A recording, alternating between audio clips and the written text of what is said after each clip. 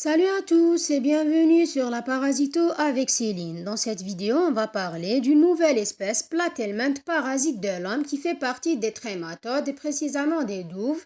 Mais cette fois-ci, ce n'est pas une douve hépatobéliaire, mais c'est une douve pulmonaire. C'est l'espèce Paragonemus westermani, c'est la douve du poumon.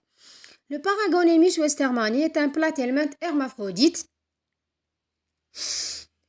de couleur brun rougeâtre qui mesure entre 8 à 16 mm de long et 4 à 8 mm de large et environ 4 mm d'épaisseur.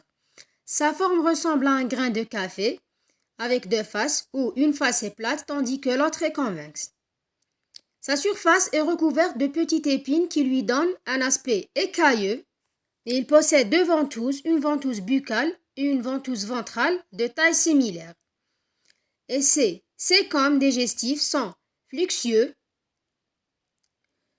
Son orifice génital est peu visible et s'ouvre près du bord postérieur de la ventouse ventrale. Et son appareil génital est hermaphrodite, ce qui signifie qu'il contient à la fois les organes mâles et femelles. Comme vous voyez dans cette image, c'est l'anatomie de l'espèce Paragonemus westermani. Donc, comme vous voyez là, une ventouse buccale et une ventouse ventrale, avec des ovaires et un utérus et des testicules. Donc, c'est une douve hermaphrodite et platelmente.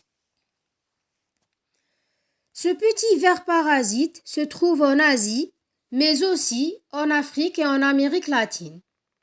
L'homme peut être contaminé en mangeant des crabes ou des écrevisses insuffisamment cuits qui contiennent ou bien qui sont contaminés par les larves du parasite.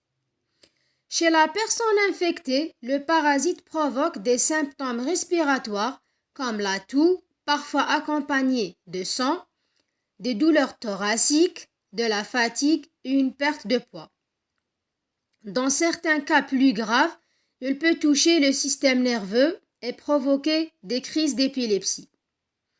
Pour le diagnostic, on utilise plusieurs méthodes telles que la radiographie pulmonaire, permettent de repérer des anomalies comme des cavités ou des calcifications, l'examen des crachats ou du liquide de bronchoaspiration qui permet de rechercher les œufs caractéristiques du parasite et des analyses sérologiques comme l'immunofluorescence ou l'ELISA peut aussi aider à confirmer l'infection.